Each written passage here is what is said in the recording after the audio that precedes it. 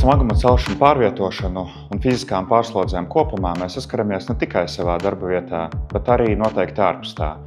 Pieņemsim mājās, pārvietojam kaut kādas mēbeles, paceļam kādu smagāku instrumentu kasti, veicam tos pašus zemes rakšanas darbus. Attiecīgi tas viss rada lielu slodzi uz mūsu ķermeni, it īpaši, ja neievēro šīs drošās darba metodas. Ar smaguma celšanu pārvietošanu mēs saskaramies principā visās nozarēs, sākot ar to pašu biroju, kur mēs varam pacelt kādu smagāku kancelēs, preču kasti, to pašu dzeramā ūdens iepakojumu un citus smagumus. Visbeidzot ar visa veida ražotnēm, būvniecību, lauksaimniecību, tirzniecību, arī noliktavām, kur tas īpaši aktuāli, un citām nozarēm. Smaguma celšana ir ļoti fizisks un morāli nogurdinošs darbs. Tāpēc ir ļoti svarīgi meklēt šos efektīvos risinājumus, lai attiecīgi mazinātu šo traumu risku un ārodas saslimšanu gadījumus.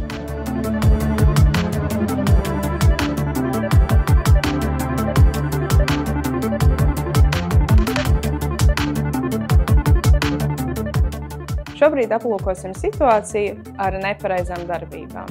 Ir palielināts kritiena risks. Kādēļ? Tādēļ, ka atrodas uz nestabilas virsmas. Atbalstās ne ar pilnu pēdu, ar ilgstoši paceltām rokām virs galvas, palielinās muskuļu saspringums plecu daļā, kā arī kakla daļā. Rodās asinsrites traucējumi, un līdz ar to var palielināties arī traumu riski vēlāk.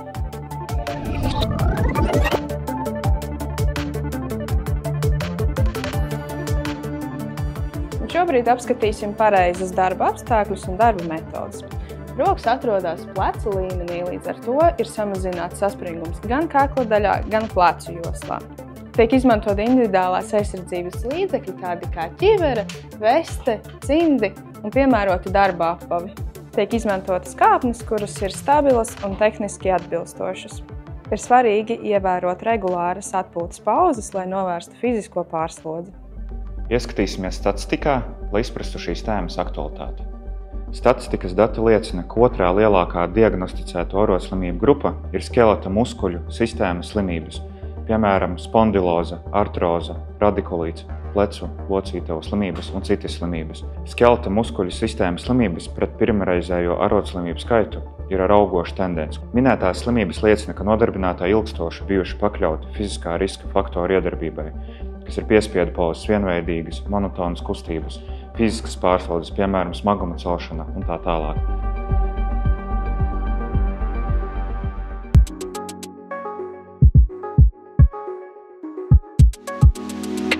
Jo statistika atspoguļo, ka ir novērots arī procentuāls kāpums. Un šobrīd var redzēt neergonomiskas darbības, kur vienlaikus tiek veiktas vairākas kustības. Ir sasprindzināta kakla daļa, plecu daļa, mugurkaula muskuļi, kā arī kāju muskuļi.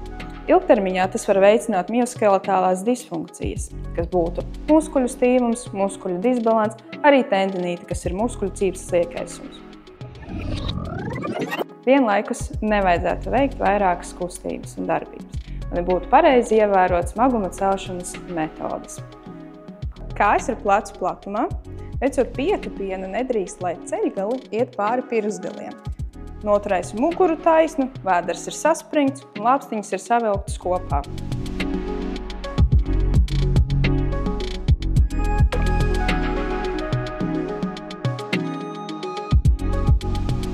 Ir svarīgi nevis tikai zināt šīs tehnikas, bet arī ikdienā pielietot.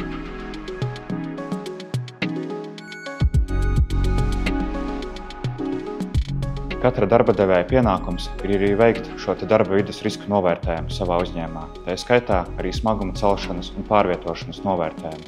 Katram nodarbinātājam ir arī pienākums ievērot šos preventīvos pasākumus, kas ir uzskaitīti darba vides risku novērtējumā. Piemēram, veikt obligātās veselības pārbaudes, lietot individuālos aizsardzības līdzekļus, ievērot atpūtas pauzes un citus pasākumus. Nepieciešamības gadījumā, un ja tas ir iespējams, ir jāizmanto arī palīglīdzekļi. Palīglīdzekļi var būt visdažādākie – ratiņi, palešu vilcēji, autoiekrāvēji, hidrauliskās grīdas, platformas un citi līdzekļi. Būtiska loma ir arī drošu pamatprincipu ievērošanai.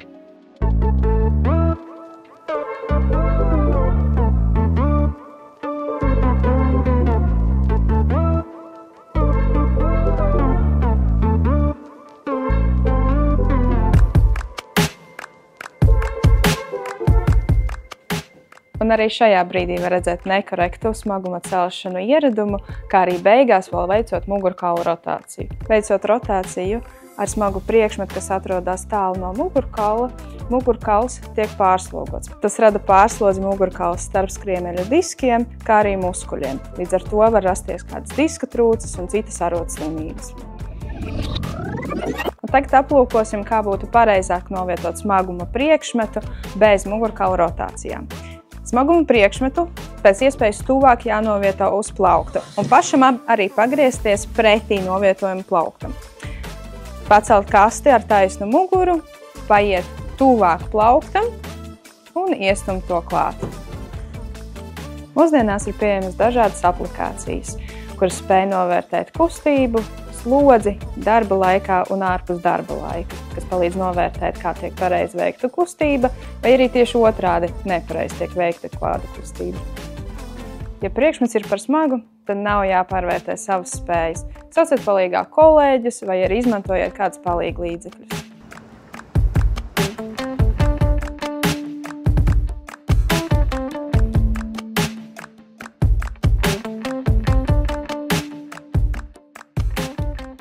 Tātad ir tapis jauns un inovatīvs produkts, kas saucās eksoskeleti, kas būtiski samazina darbinieka šo fizisko slodzi. Eksoskeletiem pastāv arī vairāk izmēri un ir pielāgojami katra cilvēka parametriem.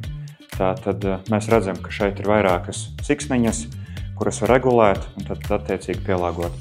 Uz muguras ir arī šīs amortizējošās lentes, kas būtiski ierobežo šo darbinieku nepareizās pozas un būtiski samazina arī šo traumatisma risku un arodsaslimšanas.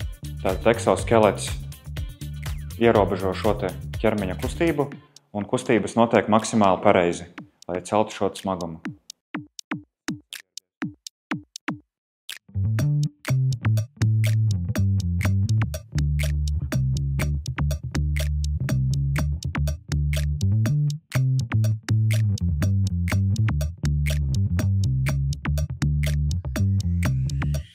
Un šis ir nākamais eksoskeleta veids, kas tieši palīdz samazināt slodzi plecu un muguras daļā, izstiepjot un paceļot rokas. Šis ir ideāls risinājums tieši darbiniekiem, kas strādā ar augsti paceltām rokām, pieņemsim noliktavās, ražošanas līnijās. Un attiecīgi šis eksoskeleta veids jau samazina slodzi uz pleciem, muguras daļu un kaklas kriemeļiem. Un šis aprīkojums samazina slodzi par aptuveni 20 līdz 25%. Nebaidieties izmantot jaunas lietas, lai atvieglotu savu darba ikdienu.